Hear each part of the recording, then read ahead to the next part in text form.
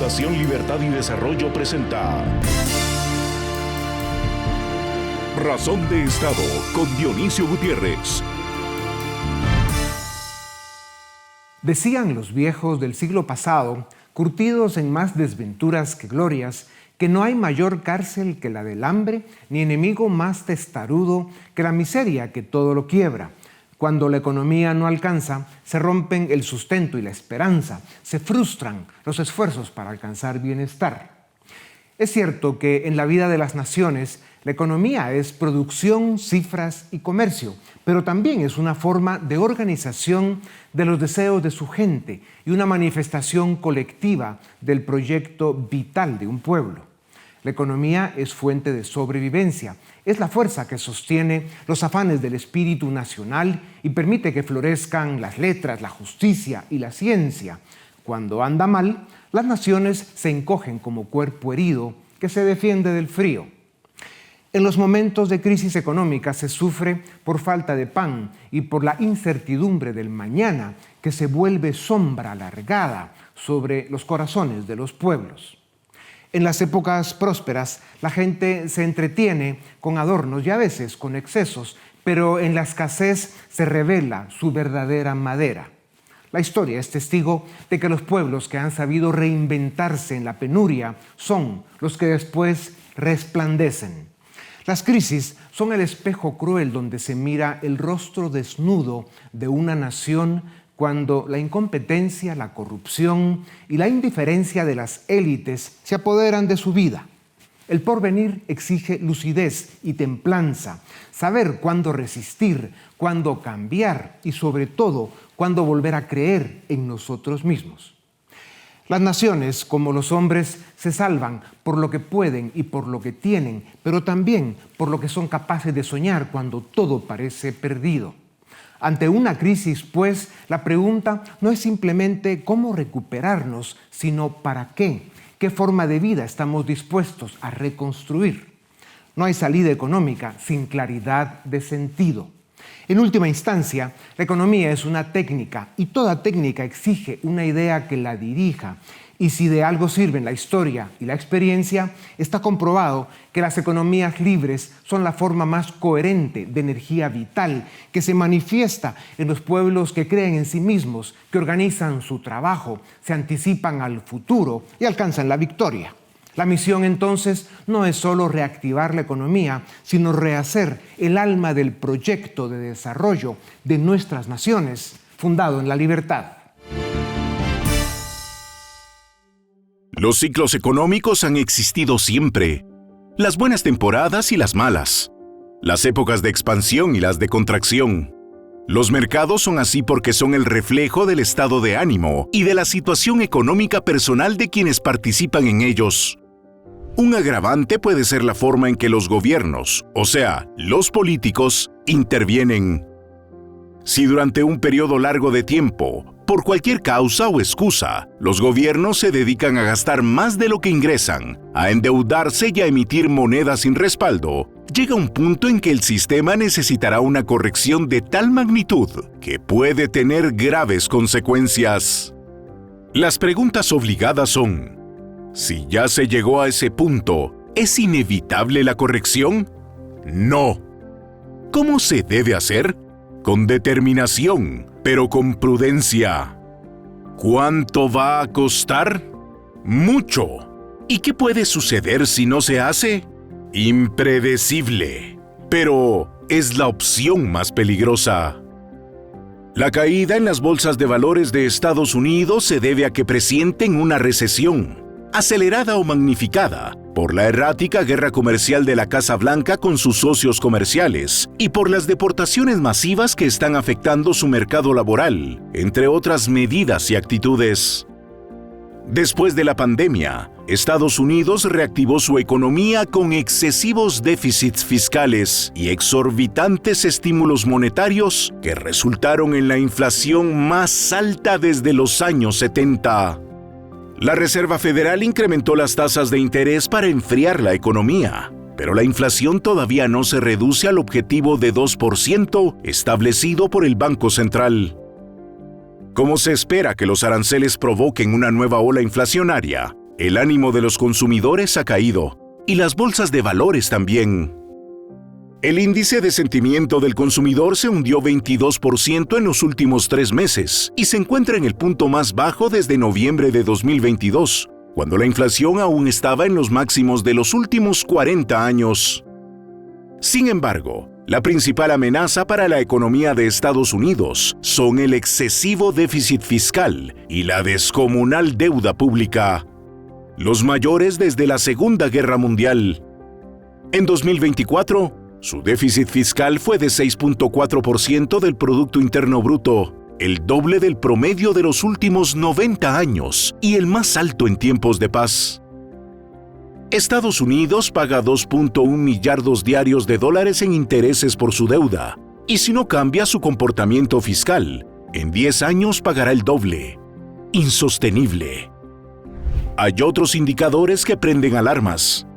La tasa de mora en las tarjetas de crédito se encuentra en niveles superiores a los que se registró para la Gran Recesión de 2008 y para la pandemia en 2020, lo que evidencia que los consumidores pasan un mal momento. Estados Unidos debe reducir el gasto público, bajar su deuda y disminuir el déficit fiscal. Solo así controlará la inflación. Esto se llama disciplina macroeconómica, que debe ser acompañada por mercados abiertos y desregulados y una política de impuestos que incentive la inversión y la creación de oportunidades. Esto es lo que hace grande a las naciones, lo cual se mide en el nivel de bienestar de sus habitantes. Estados Unidos puede y debe volver a la racionalidad política y económica. Para lograrlo, debe preservar su institucionalidad republicana. Solo así seguirá siendo el líder de Occidente y la contraparte de los regímenes autoritarios. Si Europa hace sus tareas y Estados Unidos regresa a la senda de la democracia liberal y republicana, con una economía libre y fuerte, Occidente tiene esperanza. En el diseño de la creación está el hecho de que tenemos que arriesgar, trabajar y producir para sobrevivir. De esta realidad evidente nació el intercambio o el trueque en su día, la moneda, la inversión, la deuda y los impuestos. Esto es a grandes rasgos la economía. Para conversar sobre esa dimensión fundamental de la vida que es la economía, tengo el privilegio de presentarles a Roberto Salinas León, licenciado con maestría y doctorado en Economía Política y Filosofía y experto en desarrollo. Es director de Atlas Network para América Latina e investigador adjunto del Cato Institute. Es también director de análisis económico de The Economist Conferences y presidente de México Business Forum.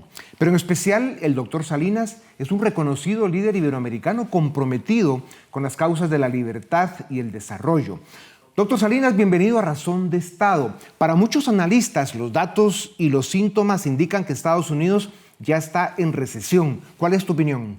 Efectivamente, yo creo que está en el umbral de una recesión. Muchas gracias por esta oportunidad, Dionisio. Y esto derivado de la enorme incertidumbre que ha inyectado al panorama de expectativas, el sí o no de los aranceles y a qué se le va a aplicar aranceles y cuáles son las consecuencias de los aranceles.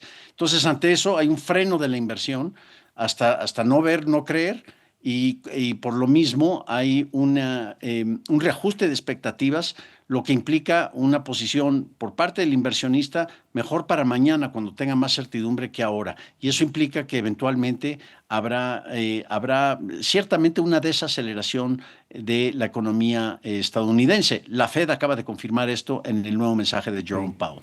¿Crees que la guerra comercial de aranceles que mencionabas y otras presiones económicas, sumadas a la forma en que están ejecutando la política migratoria desde la Casa Blanca, está acelerando y profundizando la recesión?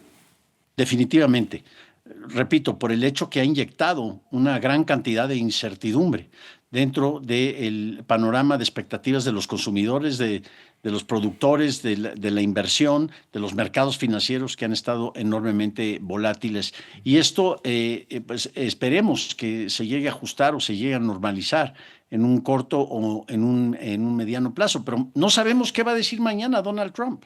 si va a meter aranceles del 50, del 25, del 17.8, es una adivinanza. Y en un panorama así es muy difícil planear hacia el futuro. Sin duda. La expansión monetaria, imprimir billetes sin respaldo productivo, la deuda nacional y el déficit fiscal, que es gastar más de lo que ingresa, ha llevado a muchos países al borde del colapso macroeconómico. Estados Unidos llegó ya a un nivel insostenible en deuda y déficit. Por la importancia que tiene su economía para el mundo y en especial para América Latina, doctor Salinas, ¿crees que las correcciones son necesarias e inevitables? Primero para el mismo Estados Unidos y segundo para el resto del mundo. Definitivamente, creo que una limpieza macroeconómica sería muy saludable y por más que sea dolorosa, pero cualquier proceso de desendeudamiento, de lo que en inglés llaman deleveraging, ¿sí? De desendeudarte, pues implica algún tipo de ajuste que puede ser muy doloroso en el corto plazo, pero que, como bien dices, si es insostenible, es mejor hacerlo ahora que después. Y estos niveles de deuda ya han endeudado a los tataranietos, sin ni siquiera pedirle permiso. Sí, pueden endeudarse o pueden gastar su dinero. Y esto no es un patrón solo en los Estados Unidos, lo vemos alrededor del mundo. Mucha gente dice, es que como en México, nuestra deuda es solo el 55% del PIB. Pues no importa si sea 55, 80 o 200% como es en Japón. El hecho es que no se puede gastar más de lo que se tiene y no podemos estar endeudando a futuras generaciones. Yeah. La racionalidad económica y el orden fiscal son asuntos que requieren disciplina y consistencia. Como ya decías, el nuevo gobierno en Washington tiene razón en el fondo de estos temas. No puede gastar más de lo que ingrese y las deudas tienen un límite y se deben pagar, pero se está equivocando en las formas. ¿Qué impactos podría tener esto en el crecimiento económico? Y corren el riesgo de erosionar el dominio global del dólar. No creo que erosionar el dominio global del dólar. Todavía tenemos un rato para eso. Yo creo que eso viene más por el tema de criptomonedas como el Bitcoin, que yo estoy convencido eventualmente sí pueden llegar a reemplazar la hegemonía del dólar en el plano monetario.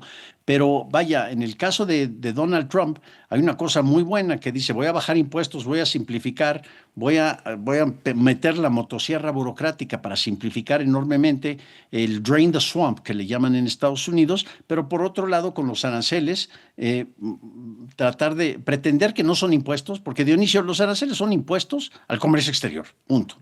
Entonces, bajo impuestos acá, pero subo impuestos acá, pues mejor quedémonos igual, igual no nos estaba yendo tan mal. La inflación de los últimos años ha golpeado a las familias en todo el mundo, encima de un ciclo en el que la economía global se ha hecho insuficiente y no está generando los ingresos ni las oportunidades que las naciones esperan y necesitan. La historia nos recuerda que cuando la economía no alcanza, los países se van a la guerra. ¿Cómo salimos de este ciclo, doctor Salinas? Creo que una mucho mayor conciencia de la importancia de la inflación. Hay el argumento económico que la inflación distorsiona los precios relativos, etcétera, etcétera. Pero creo que hay un punto moral muy importante. O sea, la unidad de cuenta es un reflejo de mi trabajo, de mi sudor, de mi sangre, de mi lágrima, y no es posible que un burócrata después llegue que una inflación del 5% no es tan mala o del 10%. Bueno, ya vemos los casos de Venezuela, de lo que fue Argentina, de varios otros casos donde utilizan la inflación simplemente para erosionar el poder de compra y así financiar ese enorme despilfarro en el gasto. Yo creo que esto es un punto moral y la política monetaria debe asumir una posición de que lo mío, es mi derecho de propiedad. ¿Por qué me lo estás quitando a través de un proceso que no puedo controlar? ¿Qué debe hacer América Latina para acelerar su proceso de desarrollo en estos tiempos de crisis económica, volatilidad e incertidumbre? ¿Será elegir mejores gobernantes la primera tarea? Definitivamente. Es más, es una gran ventana de oportunidad para que los países que hoy están encariñados con el populismo autoritario revisen sus premisas y digan: vamos a poner en orden la casa, los cimientos de la casa, orden jurídico, derechos de propiedad, leyes sencillas para nuestro mundo complicado, una moneda estable. Parece que Argentina va por muy buen camino y vamos a ver qué es lo que sucede. Todavía hay grandes retos ahí. Uruguay cambió de gobierno, pero por lo menos están dentro de una senda de cierta prudencia. Pero para otros países creo que es una oportunidad de poner esa casa en orden y de decir: nosotros tenemos que crecer a cuenta de nuestras propias reglas. Lo peor que podría pasar es que empiecen con reciprocidades y con represalias arancelarias, porque al único que están lastimando es al consumidor de su propio país. Ya. Queda claro que en tiempos de confusión y grandes desafíos son indispensables las voces que dan claridad a los hechos, racionalidad a los argumentos y rumbo a las políticas públicas que ofrecen soluciones de verdad. Hoy escuchamos una de esas voces. Doctor Salinas, muchas gracias por tu tiempo. La economía es una ciencia llena de arte, es una ecuación compleja que para funcionar bien para todos necesita iniciativa, libertad, incentivos, orden fiscal, certeza jurídica, masa crítica y políticos responsables que están cada día más escasos. La economía es la columna vertebral de las naciones. Si esta funciona, todo lo demás son oportunidades que se deben aprovechar con trabajo y compromiso. Para conversar sobre esa compleja ecuación que es la economía, tengo el gusto de presentarles a Paul Boteo, economista con especialización en finanzas y maestría en economía de la Pontificia Católica de Chile. Es el director ejecutivo de Fundación Libertad y Desarrollo, catedrático universitario y un reconocido líder centroamericano comprometido con las causas de la libertad, la democracia liberal y el desarrollo. Paul, bienvenido a Razón de Estado. El Fondo Monetario Internacional estima que la deuda pública global representa el 94% del Producto Interno Bruto mundial y que para 2030 llegará al 100%. ¿Qué riesgos ves para la economía mundial si esta tendencia continúa, especialmente para los países en desarrollo? ¿Y qué deberían hacer los gobiernos para ordenar la casa sin comprometer el bienestar de sus ciudadanos? Sin duda es un motivo de gran preocupación porque los países antes se endeudaban cuando había una guerra, cuando había una pandemia, cuando había una crisis económica, y posteriormente a esa crisis los países ajustaban el gasto público para que se redujera la relación deuda-PIB, y eso les permitía mayor espacio cuando enfrentaran la nueva crisis. El problema que estamos viendo en las últimas décadas es que los gobiernos están acostumbrando a incrementar la deuda pública de forma consistente, independientemente si se está en crisis o no.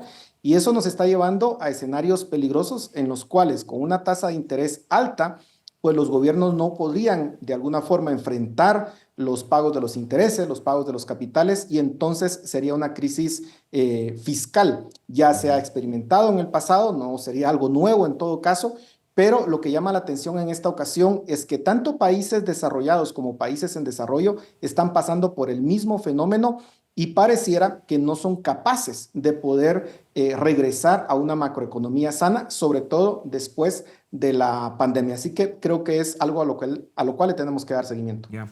La historia nos enseña que además de la deuda pública también importa la privada. El FMI estima que la deuda privada global representa el 145% del Producto Bruto Mundial, mucho más alto que la deuda pública. ¿Qué significa esto y qué riesgos implica ese nivel de deuda privada tan alto? Hay dos momentos de la historia en donde podemos ver las consecuencias de un sobreendeudamiento privado. Uno es América Latina, a finales de los años 70 y principios de los años 80, la llamada década perdida. En ese momento nosotros muchas veces nos enfocamos en la deuda pública, pero también es cierto que los privados estaban altamente endeudados. ¿Y cuál fue el resultado? Pues que tanto privados como los gobiernos quebraron y nos llevó, mejor dicho, a esa década perdida. Otro ejemplo fue en Estados Unidos, con la crisis financiera que se dio en el 2008-2009, de nuevo, eran privados los que se habían endeudado. Entonces, no solamente le tenemos que poner atención a la deuda pública, sino también a la deuda privada, pero sobre todo a los incentivos perversos que ponen los bancos centrales, porque mucha del sobreendeudamiento que puedan tener los privados, tanto individuos, familias como empresas, es porque hacen políticas monetarias expansivas, se reduce la tasa de interés y entonces eso hace que las personas tomen mayores riesgos, mayores deudas, sin tener ningún fundamento. Cuando suben las tasas de interés, entonces vienen las crisis. ¿De qué forma está contribuyendo la situación de Estados Unidos a la incertidumbre global? ¿Están las políticas de la Casa Blanca provocando una crisis global? ¿El problema es el fondo o son las formas? Creo que son las dos cosas, forma y fondo. En el caso de los aranceles, creo que es clarísimo que estamos ante forma y fondo. Los aranceles nunca son buenos, están afectando las cadenas de producción y agregado a eso se suma el hecho de que no se sabe finalmente cómo van a quedar y eso está provocando una alta volatilidad en las bolsas de valores. Los mercados no están recibiendo bien esa incertidumbre que se está lanzando desde la Casa Blanca. Y por otra parte, si nos vamos a otro de los pilares del actual presidente Trump, es reducir el gasto público. Y ahí, pues, el fondo, por supuesto, es el correcto, pero la forma posiblemente no, en el sentido de que se están tomando decisiones muy drásticas sin necesariamente evaluar caso por caso qué es lo que se tendría que hacer. Estados Unidos tiene todo el derecho a expulsar de su territorio a bandidos, criminales y asesinos que además entraron de forma ilegal. Sin embargo, la política de deportación está siendo amplia y severa. ¿Cómo está afectando este fenómeno el mercado laboral de Estados Unidos? ¿Qué impacto está provocando a las industrias que dependen de inmigrantes? Y en última instancia, ¿cómo afectará el crecimiento económico? Hay un dato importante y es que en los años 70 los hispanos representaban el 3% de la fuerza laboral. Hoy en día representan el 20%. ¿Qué significa esto? Que los hispanos son una parte importante de la economía estadounidense. Si se lleva a cabo estas deportaciones masivas, básicamente lo que se estaría haciendo es afectando muchas industrias, haciendo que los salarios se incrementen, afectando la competitividad de Estados Unidos. Entonces creo que al final es estarse disparando en el pie y ojalá se pueda de nuevo en la discusión de fondo y forma de poder diferenciar entre aquellos que están efectivamente cometiendo delitos y tienen que ser expulsados de aquellos que simplemente lo que están buscando en Estados Unidos es la oportunidad de poder superarse y de poder contribuir a la misma economía de Estados Unidos. Para concluir, Paul, y te agradezco brevedad, países como Alemania han implementado reglas fiscales estrictas para evitar déficit elevados. En los años 90, también América Latina aplicó políticas de disciplina fiscal y luego nos perdimos en el populismo irresponsable y derrochador que además ahora es autoritario. ¿Son los límites al déficit fiscal y poner techo a la deuda pública una solución efectiva para la estabilidad macroeconómica, que es una condición para lograr crecimiento económico? Sin duda, funcionó en Alemania, funcionó en Chile, ha funcionado en otros países. ¿Cuál es el problema? Que a los políticos no les gustan esas camisas de fuerza y aprovechan la menor oportunidad para quitársela. Chile es el ejemplo de cómo se la han quitado y la deuda pasó de un 9% del PIB a más del 40-45% del PIB en la última década. Entonces, creo que los ciudadanos en todo caso tenemos que reclamar que esa camisa de fuerza pues efectivamente funcione. Ya. El futuro de la economía y del bienestar de los pueblos depende de que paguemos las cuentas por los errores del pasado y depende de que regresemos a la racionalidad fiscal y a las políticas públicas que promueven crecimiento y desarrollo. La primera de todas, la libertad económica. Paul, gracias por estar en este programa que ayudas a producir cada semana. A ustedes también gracias por acompañarnos una vez más. Esto es Razón de Estado.